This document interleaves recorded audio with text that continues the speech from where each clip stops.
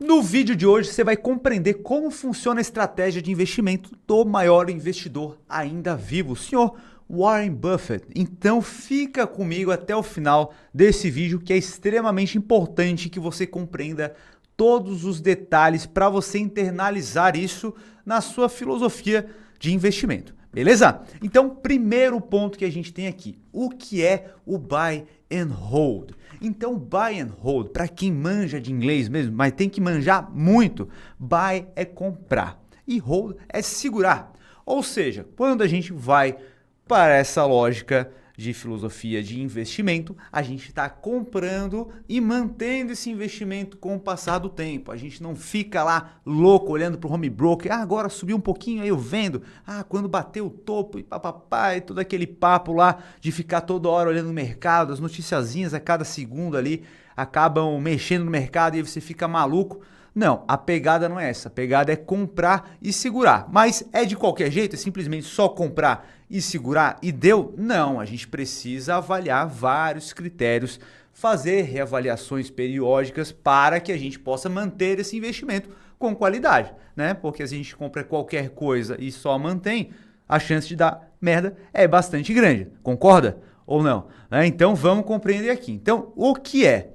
Inicialmente, o buy and hold, a pegada é investir com mentalidade de sócio. Então, quando você comprar uma ação, você precisa analisar para se tornar sócio daquele ativo. E olha só, é o que de fato acontece. É uma empresa ser negociada na Bolsa de Valores, onde você tem todas as informações sobre aquele negócio e aí você pode fazer uma análise para decidir se você quer ser sócio ou não quer ser sócio daquele negócio. Então imagina que eu te chamo para ser sócio da minha empresa, Notorious Research. Legal. Por que você viraria sócio da minha empresa? Eu chego para ti e falo, olha só, João, para virar sócio aqui da minha empresa, eu estou buscando um sócio para virar sócio em 50%. E eu quero 5 milhões. Beleza? Aí você vai olhar, tá, legal, ele quer 5 milhões. Tá, mas vale a pena fazer esse investimento ou não? Aí tu vai me perguntar vários pontos, né? Tá, o que tu vende, né? O que tu trabalha? Tá, legal. Então a empresa ali fornece relatórios e análise de investimento. Tá, legal. Qual que é a tua base de assinantes hoje? Qual é a tua prospecção para aumentar essa base? Qual é a capacidade que vocês têm de manter essas pessoas consumindo? Como que funciona a tua equipe? Qual é a expectativa de aumentar essa equipe? Quais são os planos para daqui a 5 anos? E qual é a capacidade de vocês atingirem essas metas? Tá, legal. Com isso, né, se tudo estiver correto ali, as projeções, legal. Esses 5 milhões é muito dinheiro ou é pouco dinheiro? Está caro ou está barato? Então, a partir desse momento, a partir do momento que você entende que é um bom negócio e faz sentido que você invista, você vai lá e compra. Legal, aí tu virou meu sócio. Comprou lá, deu 5 milhões ali e o dinheiro entrou na conta e tal. Legal. Aí você vai vender a tua participação no mês seguinte, depois de 2 semanas. Agora eu vou vender porque valorizou aqui um pouquinho aqui a minha participação na Notorious. Não faz o menor sentido. Então, a mesma lógica a gente traz para o mercado de ações. Não é porque você pode desfazer uma sociedade imediatamente, apertando no botãozinho ali, que você vai fazer isso de fato. E isso entra aqui a principal diferença entre investir e especular. E para isso ficar mais claro ainda, eu quero que você compreenda o porquê a Bolsa de Valores foi criada. Então a gente volta na história e a primeira companhia que a gente tem informação de que teve negociação em Bolsa de Valores foi a Companhia Holandesa das Índias Orientais, lá no século 17. Então o que essa empresa fazia, né? A gente tinha a Holanda lá, os Países Baixos, querendo bater de frente com grandes nações ali, impérios, né? Como Portugal e Espanha. E eles dominavam os mares, né? Portugal e Espanha já tinham uma expertise bastante grande ali em construir navios e tudo mais, e explorar, já dominavam ali. Só que Países Baixos, Holanda, não tinha a mesma capacidade de construir navios tão resistentes, tripulações tão experientes ali para poder navegar. E aí o que acontece? As expedições saíam, naufragavam, não eram tão lucrativas quanto a dos seus concorrentes. E aí qual foi a ideia? Beleza? A gente não está conseguindo fazer isso aqui vingar e a gente quer que isso vingue. Como que a gente pode diluir esse risco aqui? Porque as navegações são muito arriscadas. A gente investir ali na construção de um navio e ele simplesmente desaparecer, naufragar, é um prejuízo muito grande. Então, o objetivo da Bolsa Valores foi possibilitar com que pessoas comuns, né, tivessem a possibilidade de investir em negócios. Então, com isso, com a captação desses recursos, né, há uma diluição do risco, né? Então, imagina lá que a empresa tinha um risco todo com ela. E ela decide fazer o seguinte: olha, eu vou abrir mão aqui de uma parte do meu negócio, né? Então, vou abrir mão de 40% do meu negócio e eu vou vender esse negócio a mercado. Então, as pessoas vão se tornar sócias do meu negócio, um dinheiro novo vai entrar e agora a gente vai dividir a fatia do bolo. Então, o que a gente captou aqui, a gente vai construir navios e tudo mais, fazer expedições, né, contratar mão de obra e tudo mais e colocar isso para rodar. Agora o risco acaba sendo menor e é justamente isso que acabou acontecendo. Então essa companhia começou a ser negociada com capital aberto. Então uma empresa de capital fechado é aquela empresa que você não consegue se tornar sócio através da Bolsa de Valores. E uma empresa de capital aberto é aquela que você consegue comprar na Bolsa de Valores. Então uma empresa ela pode entender que é um bom momento de abrir capital porque ela quer abrir novos horizontes, quer fazer investimentos mais arrojados, mas para isso ela não quer pegar esse dinheiro no banco, né? Ou colocar mais um sócio, especificamente somente mais um sócio na operação que vai ter um grande poder de voto de repente. Ele prefere acabar abrindo o seu capital na Bolsa de Valores. Então é uma possibilidade de captar recursos para financiar uma atividade que a empresa queira. Beleza? E aí, com isso, existe a atividade secundária que isso acaba levando, né? Então, o ambiente de Bolsa de Valores, ele pode ser utilizado tanto para investidores de longo prazo, como especuladores de curto prazo. Ambas as atividades são totalmente legítimas, só que o que a gente não pode confundir é quando a gente está investindo como um investidor de longo prazo com um especulador. E é o que justamente acaba acontecendo com a maior parte das pessoas. Quem acaba compreendendo isso daqui? Beleza, vou virar um investidor. Compra a ação sobe 20%, aí quer vender. Não, essa não é a pegada. A gente está falando aqui do buy and hold, que é comprar e manter esse investimento a longo prazo, tá? A gente já falou sobre isso em alguns vídeos passados, dá uma olhadinha nos vídeos passados ali que a gente trata sobre esse assunto de forma bem clara. Fechou? Então, continuando aqui, a gente vai para o nosso segundo ponto. Então, é a estratégia adotada pelos maiores investidores do mundo. Então a gente tem aqui figuras como Warren Buffett, né? Então se a gente pegar uma posição que ele tem aqui, começou a investir em American Express desde 1963. Será que ele ainda tem? Ele ainda tem posição em American Express. Então ele não ficou comprando e vendendo, né? E é justamente isso que fez com que ele se tornasse o que ele é hoje. Um bilionário, né? Porque ele teve a paciência de investir no negócio, esperar o negócio maturar, continuar investindo de forma recorrente naquele negócio que ele acreditava, né? E claro, você precisa continuar fazendo as análises para ver se faz sentido continuar investindo naquele negócio. Caso não faça mais sentido, aí sim você se desfaz do ativo. Foi justamente o vídeo passado em que a gente postou aqui, ou retrasado, onde a gente falou os motivos pelos quais nós fazemos uma venda de um ativo. Tá? Então assiste esse vídeo que é extremamente importante, porque tão importante quanto comprar um ativo é saber o momento de vender um ativo. Tá? Aqui a gente também tem o Luiz Bassi, né? Então para dar um exemplo aqui da Bolsa Brasileira, a gente tem o Bassi que investe há muito tempo nas empresas em que ele investe e dificilmente ele faz uma venda onde ele sai totalmente daquele ativo. Tá? Então, por exemplo aqui, ele tem ações do Banco do Brasil que ele começou a comprar lá em 1970 a 60 centavos. Então imagina, será que ele teria a posição que ele tem hoje se ele tivesse vendido quando a ação subiu para 80 centavos, para R$1, para 1,20? Né? Então imagina aí o seguinte, né, cara? Olha só a valorização que ele teve. Hoje, ações do Banco do Brasil estão por R$ 48,52. Então foi uma valorização aí de aproximadamente 80 vezes. Tá? O capital investido lá atrás. Além disso, existe um ganho bastante interessante com os dividendos, né? Porque geralmente quando você está investindo, você olha o dividend yield ali. E aí o dividend yield ele leva em consideração o que foi pago de dividendo nos últimos 12 meses com o valor de hoje. Tá? Aí você tem uma média aí de quando você pode esperar dividendo, caso não tenha nenhum tipo de não recorrente no passado, né? Caso a empresa pague sempre aquele valor ali, é o que você pode esperar.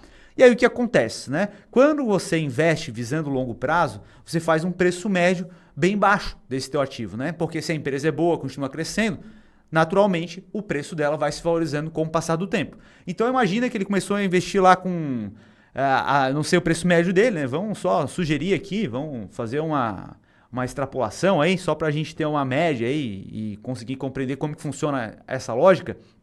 E que ele começou a comprar a 60 centavos, o banco foi se valorizando e ele parou de aportar aqui nesse banco quando ele estava por R$4. Então vamos supor que a média, o preço médio dele seja de R$4, tá? Ele parou de investir e não vendeu. Ele já teve uma bela margem de lucro, mas ele não vendeu, ele simplesmente permaneceu como sócio. E como sócio ele tem direito a receber os dividendos periodicamente. Então cada empresa tem o seu estatuto e vai falar, essa empresa aqui ela paga de forma trimestral, paga de forma semestral, paga de forma anual. Cada empresa tem o seu estatuto, tá? E então o que acontece, né? Se a gente olha aqui, o dividend yield dela é de 9,29%, né? Para quem não tem uma posição e iria comprar hoje, olhando o passado, né? Olhando os últimos 12 meses, ela pagou 4,50. Então se o preço médio da pessoa que comprou hoje, né, a 48,52, o dividend yield dessa pessoa seria de 9,29%. Porém, esse não é o dividend yield do Bassi. O Bassi comprou lá atrás e a gente está supondo aqui que o preço médio dele é de R$4. Então, o preço médio dele é de R$4. Então, esse valor aqui, a gente precisa calcular em cima do valor por ação. Então, olha só, ele tinha uma ação a R$4 e ele recebeu R$4,50 por ação. Ou seja, o dividend yield on cost dele é de 112% de retorno com dividendos. Não estou falando que é o dividendo dele, tá? De fato, é só uma extrapolação aqui e para que você compreenda qual que é a lógica de investir lá atrás, tá? Visando o longo prazo. Então a gente tem um período maior de tempo, um horizonte muito maior de tempo. E aí você colhe os retornos disso lá na frente. Por isso que quem é um investidor bilionário na bolsa e tudo mais, tem cabelo branco, tá? Porque ele deu tempo ao tempo. Não é aquele cara que aparece no teu Instagram ali com a Ferrari, com um Porsche lá, falando que vai te ensinar a investir, não sei o que, papapá. Na verdade, tem aquele Porsche lá porque ele tá te vendendo um curso de R$5.000 e aí ele vende lá 1.000 cursos e ele ganhou dinheiro pra cacete. Aí foi lá e comprou o Porsche, a Ferrari para dar mais autoridade ali que tu fica rico investindo. Mas não fica. O que deixa a pessoa rica é o trabalho e a Bolsa de Valores é um instrumento para que você multiplique o teu patrimônio. Então, se você investe R$1 por mês, não vai ficar rico nunca. Agora, se você foca ali em trabalhar para ganhar mais dinheiro e investir cada vez mais, aí é a fórmula perfeita para que você enriqueça de forma consistente ao longo do tempo, tá? Outro investidor que a gente tem aqui é o Peter Lynch, tá? O Peter Lynch, ele era gestor de um fundo chamado Fidelity Magellan, tá? Acredito que seja essa pronúncia. E esse fundo, você sabe muito bem que eu não curto muito fundos, mas esse fundo especificamente, mesmo com as taxas, deu uma performance muito interessante, tá? Onde quem investiu $1 lá em 1977, ele ficou à frente desse fundo até 1990. Então quem investiu $1 lá conseguiu transformar esse $1 em $28, ou seja, uma performance absurda, aí de 29% ao ano, tá? Uma taxa composta de 29% ao ano. E isso é absurdo, tá? É uma taxa muito alta, né? Dificilmente alguém vai conseguir uma taxa como essa durante um período prolongado de tempo. E aí o que é interessante, que eu quero ressaltar aqui, é que justamente, né, que a gente tem uma taxa de 29% ao ano, tá? De forma composta. E a gente teve aqui que o fundo, ele fez um estudo com os seus investidores, né? E o resultado foi chocante, né? O investidor médio do fundo, na verdade, perdeu dinheiro. Então, como assim? Um fundo que ao longo de 13 anos entregou uma performance muito acima da média de 29% ao ano, como que os investidores daquele fundo perderam dinheiro? Porque as pessoas simplesmente não investem de forma a manter ao longo do tempo. As pessoas querem ficar reagindo, ficam olhando para as notícias, o mercado ficou pessimista, aí vende com prejuízo, porque vai dar um prejuízo muito maior. Ficou muito otimista, realiza um pouquinho do lucro ali e aí deixa de ter uma performance muito maior a longo prazo, tá? As pessoas ficam querendo mexer sem saber o que estão fazendo, tá? Então é por isso que os investidores ali do fundo, boa parte deles acabaram tendo prejuízo, tá certo, pessoal? Então é aquilo, né? A gente não tem que ficar mexendo nos nossos investimentos a todo momento, é ter a mentalidade de sócio, é isso que vai trazer retorno consistente para a gente ao longo do tempo, tá certo? Terceiro ponto que eu separei para vocês aqui, o fator mais importante. Então o fator mais importante é justamente o tempo. E para isso, eu trouxe uma planilha aqui para que vocês percebam que aproximadamente 70% do seu patrimônio futuro virá dos 30% iniciais. Tá? Então, como assim? Tá? Como assim? Então, imagina o seguinte. Vamos aqui para a nossa planilha, que a gente tem uma calculadora de valor futuro, né? Você pode utilizar HP12C, alguma coisa assim. Então vamos pegar aqui um horizonte aí. Pô, a galera vai se aposentar aí pelo INSS trabalhando 35 anos mais ou menos, né? Pelo menos é o que a gente tem aqui agora, sem nenhum tipo de reforma. Provavelmente reformas acontecerão e talvez esse prazo aumente mais ainda. Mas vamos fazer uma média aí, né? O cara que vai se aposentar pelo INSS e quem está preocupado ali também em montar a sua própria aposentadoria. Então a gente vai ter uma média aí de meses de 420 meses, tá? E aí vamos supor aqui uma taxa de 1%, uma taxa média aí, né? Não é nada de outro planeta que a gente consegue. E aqui a gente não vai levar em consideração a inflação, o efeito da inflação e nem o tributo, tá? Os impostos que a gente precisa pagar em relação aos investimentos. Já fiz vídeo aqui levando tudo isso em consideração, tá? Pra gente ter uma projeção bem realística da realidade, tá? Onde você pode verificar depois, tá? Até liberei essa planilha que tá lá no nosso grupo, que tá aqui embaixo na descrição, tá? Vai lá no nosso grupo, lá vai ter a planilha lá para você poder utilizar e fazer essa projeção de forma mais real, tá? Mas aqui só para facilitar e você perceber como que os 30% dos teus aportes iniciais é o que vai equivaler a 70% do teu patrimônio no futuro, tá? Então vamos supor aqui que você vai investir R$1.000 todos os meses, ou seja, em 420 meses você vai acumular um patrimônio aí de 6,4 milhões, certo? Então a gente tem aqui 420 meses, o valor final vai ser de 6,4 milhões. 70% disso, quanto que é? Vamos fazer aqui a continha, vezes 0,7. Legal, então a gente está falando o seguinte, que 70% do teu patrimônio futuro, 4 milhões e 500 mil, serão por conta dos teus 30% primeiros aportes que você vai fazer, tá? Então, vamos ver aqui, 30% do tempo, então, né? Então, a gente tem aqui 420 vezes 0,3, então, 126 meses. Então, como que isso aqui vai se dar, tá?